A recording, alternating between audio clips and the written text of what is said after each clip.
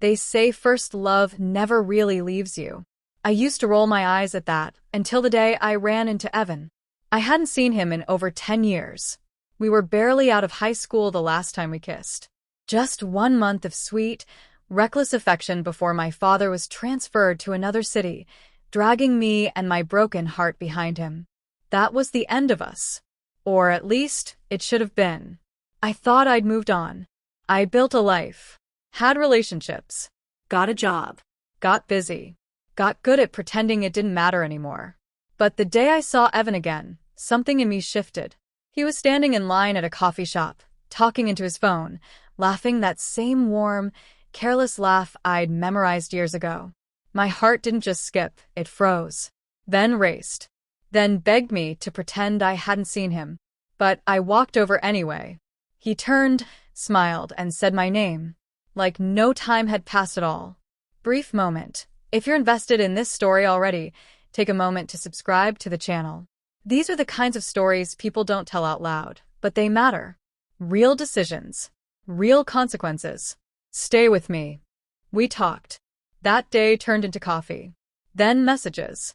Then weekend walks. He was married now with 2 kids. I should have walked away, but I didn't. He looked me in the eye and said, if we hadn't been pulled apart back then, maybe everything would have been different. That was all I needed. I know how that sounds. I'm not proud of it. But I wasn't thinking about right or wrong. I was thinking about how I used to fall asleep writing his name in the back of my notebooks. How it felt like the universe had handed me a second chance. We started seeing each other in secret. Hotels. Out-of-town cafes. Parking lots with tinted windows. He always made it clear we had to be careful. My wife's suspicious, he said once. But I just need time. Time. That was the currency he traded in, and I kept buying. 1 month became 6. Then a year. We made plans. We had inside jokes. We picked out baby names once after too much wine. But somewhere deep inside, I knew I was holding on to a ghost. Because every time I asked him when he was going to leave her, he'd say, soon. Or, I just need to get things settled. Or, I don't want to hurt the kids. But it had already been almost 2 years. I started feeling like a secret he liked keeping more than a future he was building. So, I changed tactics. I started calling when I knew he was home. Texting during dinner time. Just enough to stir suspicion, because as a woman, I knew curiosity is the first spark of confrontation. Eventually, she found out. One evening, he messaged me. She saw the messages. She knows. And I smiled. It wasn't because I wanted to hurt her. It was because I thought I was finally going to win. She messaged me first. A simple, "Who are you?" I was ready for that. I calmly explained how Evan and I had dated before she ever came into the picture. How we were soulmates separated by circumstances. How he still loved me. How we had plans, a history, a bond she could never understand. I told her I was sorry. Not for loving him, but for the confusion. I even offered her the number of a therapist to help her process it all. I genuinely thought she'd thank me for being honest. Instead, she called me every name you can imagine. She told me to stay away from her husband, from her family. She sent long, furious voice notes, one after the other. And I lost it. I called Evan immediately, crying, angry, demanding. You said you'd handle this, I told him. You promised me you'd leave. He begged me to stay. Said he needed me. Said she didn't understand him, like I did. Then, and this is the part that makes my stomach turn now, he sent me photos of her. Private ones. Photos she had no idea had been taken.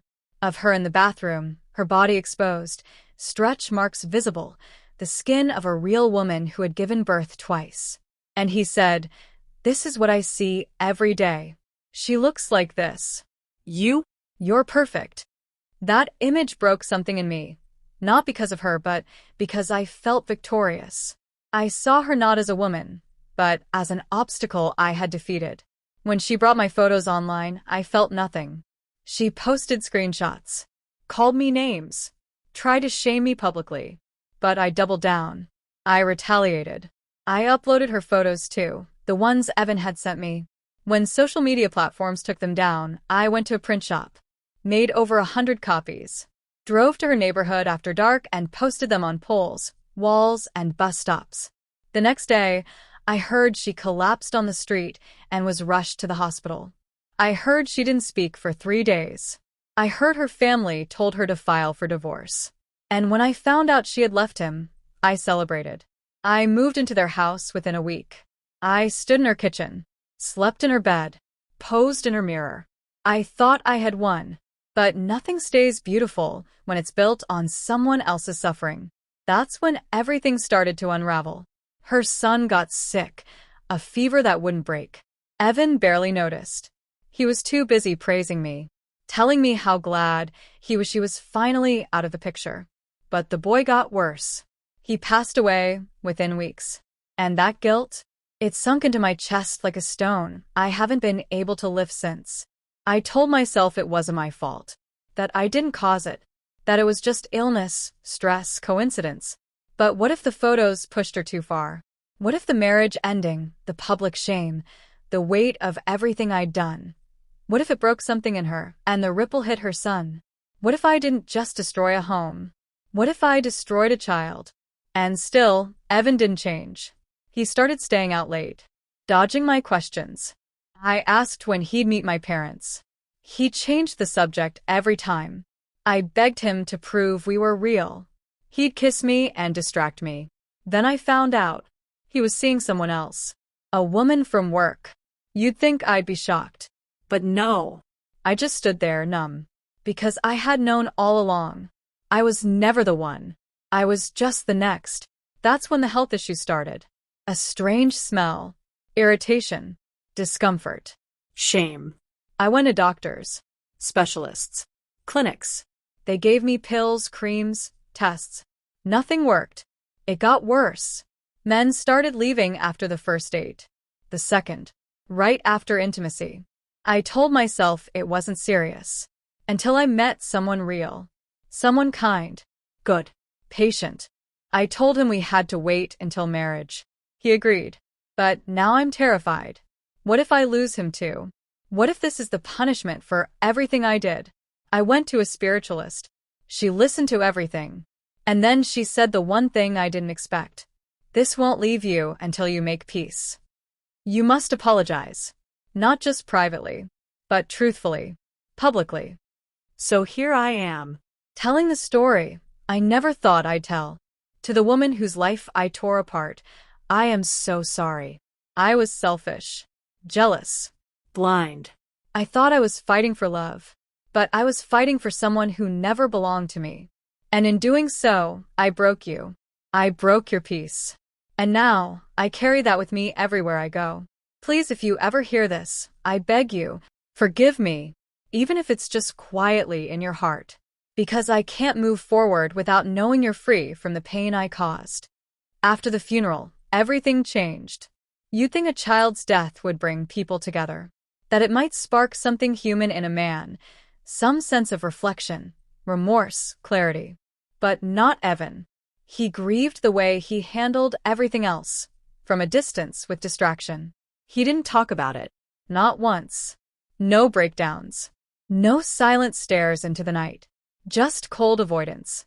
That night, after we got the news, he came home late and went straight to the shower. I sat on the bed in silence, waiting for him to say something, anything about the boy. He dried off, pulled on a t-shirt, and asked what we had for dinner. Dinner. That was his response to death. Something cracked inside me that night. Not just guilt, but realization. That I had torn down another woman's life to build mine with a man who couldn't mourn his own child. The silence in the house grew louder by the day. The very home I had once invaded with giddy triumph was now cold, echoing with what-ifs. I started to feel her everywhere. Her energy in the hallway. Her routines in the kitchen. The faded mark on the wall where her son had measured his height. I couldn't run from her ghost. She didn't need to haunt me. I was doing it all on my own. Evan pretended we were a couple now, something normal, functioning. But I could see the way he looked at me had changed. There was a distance in his gaze I hadn't noticed before. Or maybe it had always been there, and I was just now willing to see it. He started going out more, staying longer, late meetings, catching up with friends. He stopped responding to my texts with the urgency he once did. My name lost its flavor in his mouth. One evening, he came home wearing a cologne I didn't buy. I asked him where he'd been. He said, "Don't start." That was all. Don't start. That was the moment I realized I had become her. The ignored woman. The one waiting for answers that would never come. Only difference? She hadn't chosen this pain. I had. I tried to fix it. I begged him to take me seriously. I cooked. I dressed up. I tried to recreate our early days. Candles, music, little notes on the mirror. He barely noticed. And when he did, it felt like pity. He'd say, "You're overthinking everything." Then leave me in bed while he scrolled endlessly through his phone. It was like trying to breathe underwater.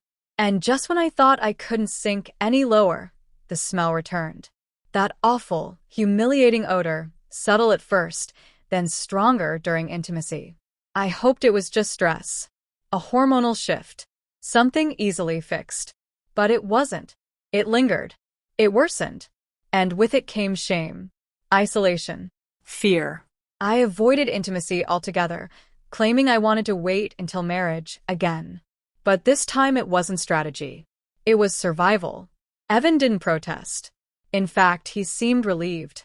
That was the worst part. He stopped trying too. I visited every clinic in town, every specialist, took every pill, used every cream, spent money I didn't have.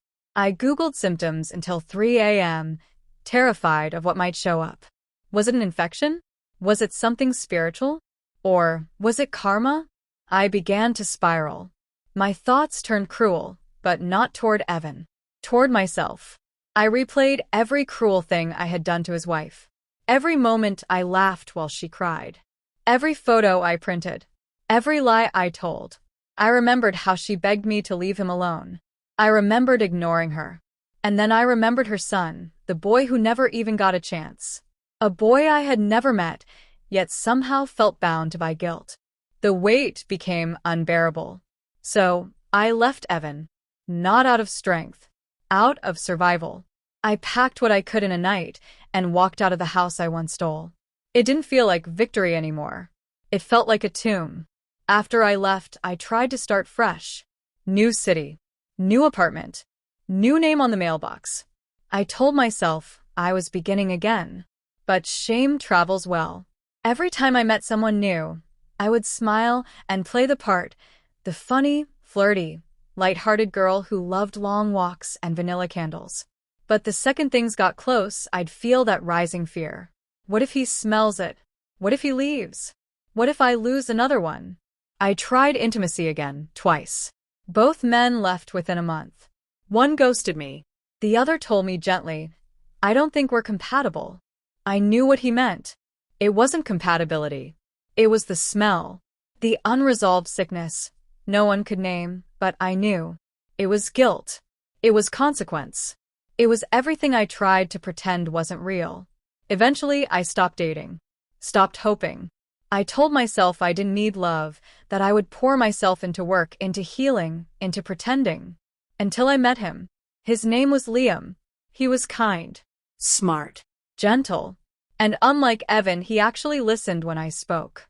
He looked me in the eye like he was studying my soul. For the first time in years, I felt seen. And so, I did something I hadn't done in ages. I opened up. Piece by piece. Not the whole truth, of course. Not yet. But enough.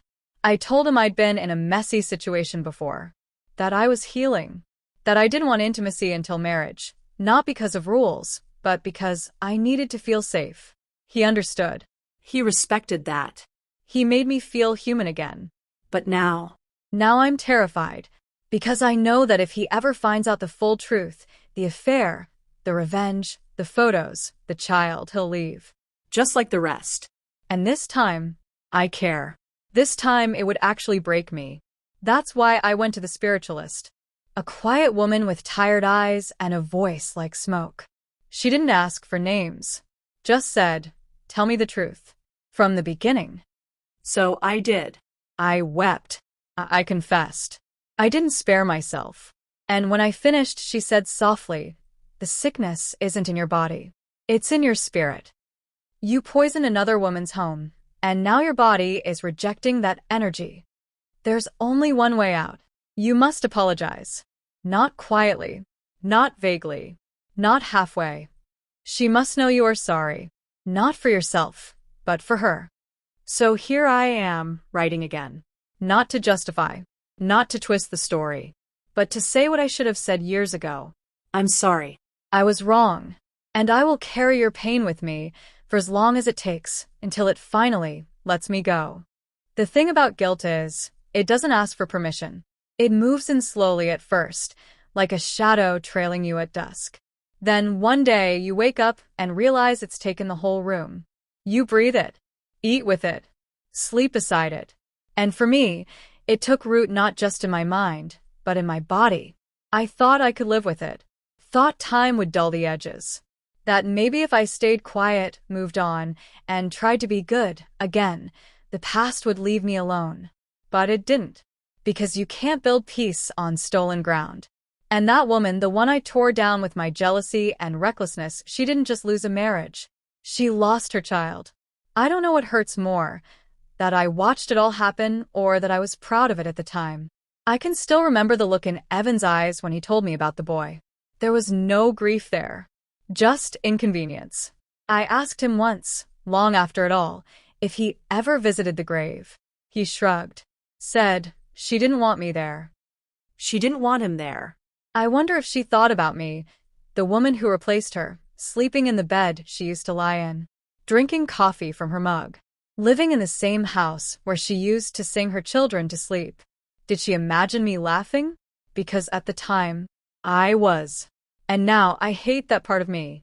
I've rehearsed my apology 1,000 times. I've written letters, deleted them, typed long texts and never hit send. And still, none of it feels enough. What do you say to someone you broke? How do you apologize for playing a role in the unraveling of her life? I used to think the affair was the worst part. Now I know it wasn't. It was the smugness, the triumph. The day I looked in the mirror and smiled because I won. When all I had really done was trade someone else's pain for a seat at a man's table. And even that seat didn't last. Because Evan never loved me the way he said he did. Maybe he didn't love her either. Maybe he was incapable of love entirely. He just wanted someone to orbit him. First it was her, then me, then someone else. We were all just satellites in his sky. Liam still doesn't know. We're getting closer now. Talks of rings, of moving in, of families. And every time he holds my hand, a part of me wants to cry. Not because I'm afraid of being loved, but because I'm afraid I don't deserve it. He tells me I'm kind, patient, that I listen better than anyone he's ever met. And all I can think is, if you knew everything, would you still say that? Would he look at me the same way if he knew I was once the woman who printed private photos of someone else's wife and taped them to walls in her neighborhood? Would he believe I was healing if he knew I once took joy in another woman's public humiliation?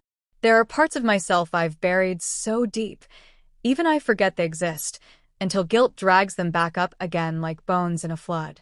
I thought about finding her, really finding her, not behind a screen, not with a burner profile, but showing up, in person. No makeup, no defense, no excuses. I imagined her opening the door, shocked, maybe angry, maybe silent, and me saying only this: "I'm sorry. I was selfish. I was wrong. You didn't deserve any of it." But what right do I have to ask her to listen? What right do I have to stand on the ashes of the life I helped burn and say, "Please forgive me"? That's the catch, isn't it? True atonement can't come with expectations. It has to be a gift you give with no guarantee of return. So, if she ever reads this, if, somehow, this reaches her, let her know I've carried it all. Every insult, every silent cry, every piece of the woman I crushed just so I could feel chosen. Let her know she didn't lose her marriage because she wasn't enough. She lost it because two broken people convinced themselves they had the right to destroy something sacred. And I was one of them. I once blamed her stretch marks, her boring routines, her lack of excitement. Now I see clearly. She was steady. She was committed. She was normal. And I was chaos masquerading as passion. Evan didn't choose me because I was better. He chose me because I didn't require him to grow up. And the second I did, he left. I've started therapy now. Real therapy. Not crystals. Not incense. Not half-truths masked as spirituality. And the first thing my therapist asked was, "What do you think you deserve?" I didn't know how to answer. Because for years, I've been punishing myself in silence, pushing people away, sabotaging good things, waiting for the universe to strike me down. But that hasn't healed anything. It's just added more pain on top of pain. So I'm trying something else now. Truth. Ownership. Grace, not for who I was, but for who I might still become. I may never undo the damage I caused, but I can stop pretending I didn't cause it. If I ever saw her again, I wouldn't beg. I wouldn't explain. I wouldn't try to make her see my side. I would simply stand there and say, "You were right. I was wrong. And I hope, truly hope, you've found peace without either of us." Because she doesn't owe me anything. Not even acknowledgement. But I owe her the truth. And this is the start of it. There's a mirror in my hallway that I've stopped looking into. It used to be where I checked my lipstick before going out, adjusted my smile before meeting someone, fixed stray strands of hair before pretending to be fine. Now it just stares back. Too honest. Too clear. And I can't bear to see what it reflects. Because no matter how many apologies I whisper, no matter how many tears I drop on my pillow at night, the woman in that mirror remembers everything. She remembers the late-night texts I sent Evan, begging him to leave his wife. She remembers the half-smile I wore when I first moved into that house, walking over cracked photo frames and the scent of someone else's perfume. She remembers the look in my eyes when I printed those pictures. The cruel, triumphant shine of someone who thought she had won. And every time I pass the mirror now, she asks me one question. Was it worth it? I still don't have an answer. Liam's been talking about rings lately. He took me to dinner last week. Quiet, romantic. Candlelight. A string quartet humming in the background. I saw the small box bulging in his coat pocket and felt my throat tighten. Not because I didn't want it, but because I know what secrets I'd be carrying down the aisle. He has no idea who I used to be. And that terrifies me. Because maybe I've changed. Maybe I've grown. Maybe I've learned to love with gentleness now. But part of me still wonders if people like me ever really deserve a clean slate. Every time he touches me, I flinch a little, not from fear, but from shame. And he notices. He always notices.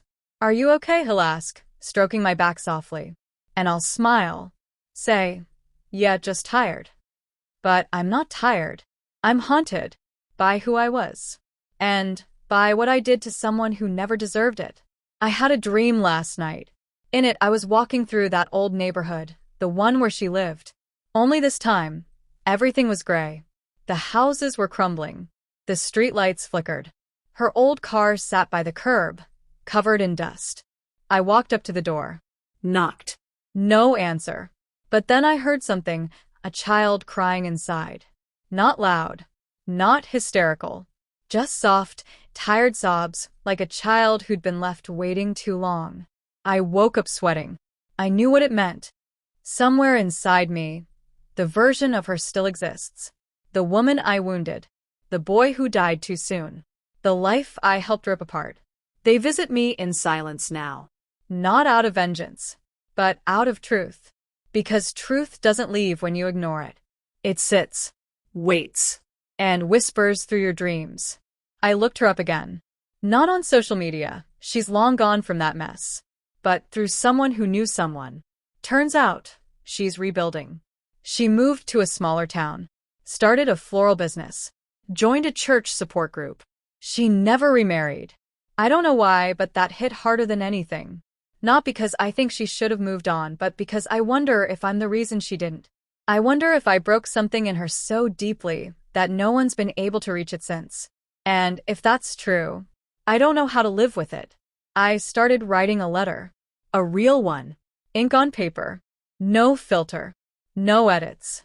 It begins like this. You don't owe me anything, but I owe you everything. Not because I won, because I hurt you. And I'm sorry. I haven't sent it yet. I don't even know if I ever will. But something about writing it by hand, feeling the weight of each sentence as it dripped from the pen, it made everything feel more real. I cried halfway through, not for myself, but for her. For the woman I refused to see as human. For the child, who should still be alive. For the future she might have had if I hadn't injected myself into the middle of her marriage with all my illusions and desperation. Sometimes I catch myself thinking, would I have done it differently if I knew what was coming? The truth? I don't know. Because at the time, I was drowning in loneliness, in fantasy, in the belief that love excuses all things, even betrayal. I had convinced myself that fate was on my side, that Evan and I were meant to be. But now I see clearly. Fate doesn't destroy other people to get what it wants. That's not fate.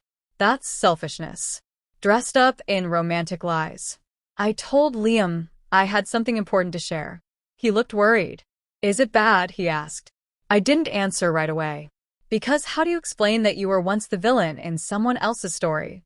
How do you confess that your hands, the same ones that now hold his face so gently, were once used to wreck another woman's peace? I've made mistakes, I finally said. Big ones. He nodded, still quiet. I'm not who I used to be. But you deserve to know that I wasn't always good. He didn't ask for details. Just took my hand and said, I've seen who you are now. That's enough for me. But is it? Is it really? Or does he just love the parts I've allowed him to see? I'm still in therapy, still doing the work, still staring into that mirror some mornings and trying not to turn away. There's progress. Some. But healing isn't linear. Some days I feel light. Others, like I'm wearing every mistake I ever made on my skin. But I've stopped lying to myself. I know who I was. And slowly, I'm learning who I can still become. Not perfect. Not redeemed overnight. But honest. And maybe, someday, forgiven. There are things we tell ourselves to sleep at night. That we didn't mean it. That love made us do it. That it would have happened anyway. I used to tell myself all of that. Over and over. Like a prayer for the guilty. But the truth is clear now, and far less poetic. I made a choice. And I knew exactly what I was doing. I chose to text him. I chose to answer his calls at midnight. I chose to smile when he said he wanted to see me, even though I knew his wife was home, probably folding laundry or tucking their son into bed. I chose to press send on every message meant to stir suspicion. I chose to print those photos. I chose to tape them to her streetlight poles at 2 a.m., wrapped in my hoodie and self-righteousness. And I chose to lie to myself the entire time. I told myself it was love. That fate was fixing what distance had broken. But love doesn't need to sneak through back doors. Love doesn't ask you to destroy another woman's peace just to feel special. And real love, it doesn't come with blood on its hands. Liam is closer than ever now. He's met my sister. He talks about wedding colors. He plays with names like they're already our future. And every time I see him do something gentle, like make tea without being asked, or kiss my forehead when I'm quiet, I wonder if this is the universe trying to show me what love should have felt like the first time. Not adrenaline. Not secrecy. Not the thrill of being chosen after hours. Just safety. The kind that doesn't need to be earned with war. But then the voice returns, the one that's lived in my chest since the day her son died. You don't deserve this. It whispers when Liam holds my hand. When he says, I see my whole life when I look at you. It taunts me in the stillness. This isn't yours to have. Not after what you did. And I can't lie, some days I believe it. I saw Evan again. Accidentally. In a bookstore of all places. He looked older. Thinner. Worn down in that way men get when they've run out of women to orbit them. Our eyes locked for half a second. He smiled, small, smug, familiar. I didn't. He walked over. Wow, he said. You look good. I stayed silent. Married yet? He asked. Engaged, I replied, simple and firm. He nodded. Does he know about us? And I just said, he knows who I am now. That's enough. Then I walked away. I didn't look back, but I felt his eyes on me, not in desire, but in disbelief. Because Evan had always thought I would never leave his orbit either. But I did. And that walk away from him felt like a baptism. Sometimes I imagine calling her. Not texting. Not writing. But hearing her voice. Letting her yell. Letting her say all the things I deserve to hear. I imagine sitting across from her in some quiet cafe.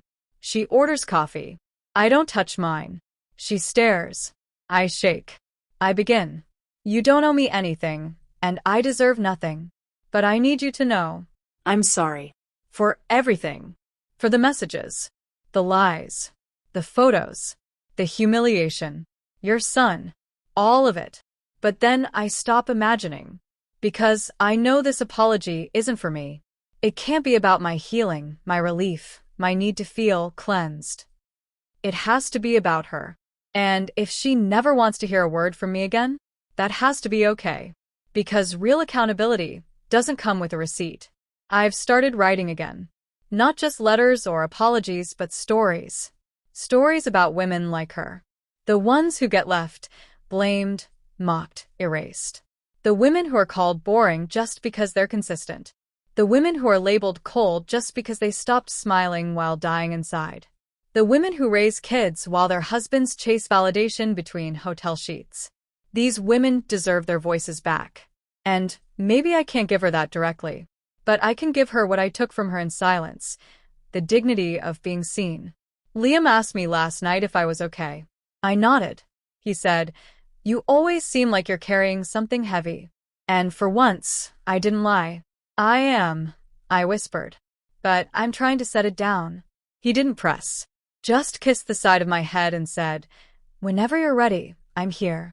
And for the first time in years, I let someone hold the weight with me, even if he didn't know the full story. Yet. I don't know what's next. Maybe she'll read this. Maybe she won't. Maybe she'll forgive me. Maybe she'll hate me forever. But what matters is this. I know now. I know that love doesn't excuse betrayal. That timing doesn't justify sabotage. That pain doesn't vanish just because you've stopped inflicting it. And I know I can't rewrite the past. But I can make sure I never become that woman again. The one who smiles at the ruin she caused.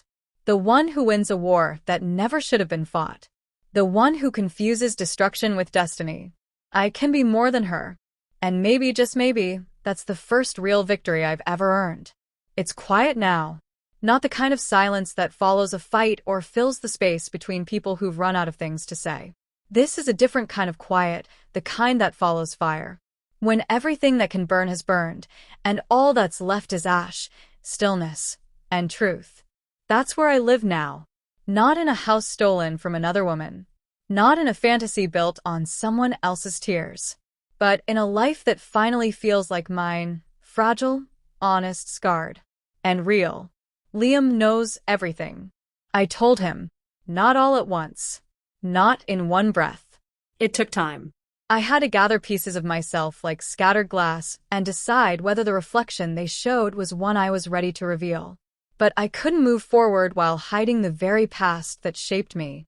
So one night, I sat on the couch beside him, heart pounding, and said, "There's something I need to tell you. And after I do, I'll understand if you want to leave." And then, I told him about Evan, about the affair, about the wife, The boy. the photos, the revenge, the guilt, the smell that wouldn't leave, the spiritualist, the apology, everything. I didn't cry. I thought I would. But I spoke with the calmness of someone who had carried the weight too long and was finally ready to put it down, even if it meant being left alone in the dark again. When I finished, there was a long silence. Liam just stared at the floor. I waited, prepared. But when he finally looked up, his eyes weren't cold. They were human. Sad, yes. But not cruel. He said, "That is a lot." And I nodded. He paused again, then added, but people aren't made out of one chapter. I see who you are now, and that matters. It didn't erase the past, It didn't absolve me. but it meant I wasn't completely unworthy of love, not anymore. I still think of her sometimes, not with fear or guilt, but with deep, sincere sorrow. She's not a name to me anymore. Not the wife. Not the other woman. Not the obstacle. She's a person, a mother, a woman who, once upon a time, trusted her life to a man who broke her heart in the cruelest way. A woman I betrayed. A woman who lost far more than I'll ever understand. Wherever she is, I hope she's found peace. I hope her home is filled with warmth, with laughter, with the quiet joy of healing. I hope she doesn't look over her shoulder anymore. And I hope in some way she knows. I am no longer proud of the girl who hurt her. I am no longer living off the scraps of that stolen love. I am no longer the woman who laughed while someone else cried. That version of me is gone, burned down in the fire I started. And what remains now is different. Not perfect, not saintly, but whole for the first time in years. There's a ritual I do now, every year on the anniversary of when I left Evan. I take a walk, alone, quiet, and I light a candle. Not in mourning, but in remembrance. To remind myself of the line I crossed, the damage I caused, and the strength it took to finally step back from the edge and say, enough. This year, I left a letter, folded, sealed, and tucked under the candle's base. It read, "To the woman I wronged, you were never the enemy. You were never the villain in my story. You were the one living truthfully, and I barged in pretending my hurt was an excuse. I see you now. I honor your pain. I don't ask for forgiveness, just for peace. For both of us." And as the candle burned down, I didn't cry. I just watched. Still. Present. Changed. Liam and I still have hard conversations. Healing doesn't make you invincible, it just makes you honest. He asks questions sometimes, and I answer them. He wants to understand the woman he's marrying. All of her. Not just the pretty pieces. And I let him. Because hiding never helped me grow. It just delayed the inevitable. But telling the truth? That saved me.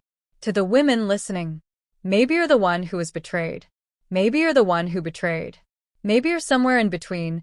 Broken, scared, confused. Let me tell you this. We are not the worst thing we've done. But we are responsible for making it right. Not with grand gestures, but with steady truth. It starts with honesty. With admitting who you hurt.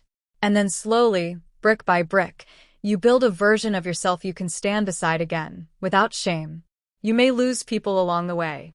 But what you gain is peace. And peace is better than being right. Better than being chosen. Better than revenge. It's quiet. Soft. And it lets you sleep. Liam and I are getting married next spring. It won't be a lavish event. No fireworks. No over-the-top dresses. Just a garden. A promise. And a woman who has finally forgiven herself. He calls me brave. I'm not. But I am done pretending to be someone I'm not. And that, to me, is enough. If you've listened to this story all the way through, thank you. For letting me tell the truth. For letting me break the silence. If this story moved you, stay with this channel. Subscribe because real stories like this, the ones that leave you raw and reflective, are the ones that matter most. Not because they're clean, but because they're real. And sometimes the most powerful thing you can do is tell the story you once swore you'd bury forever.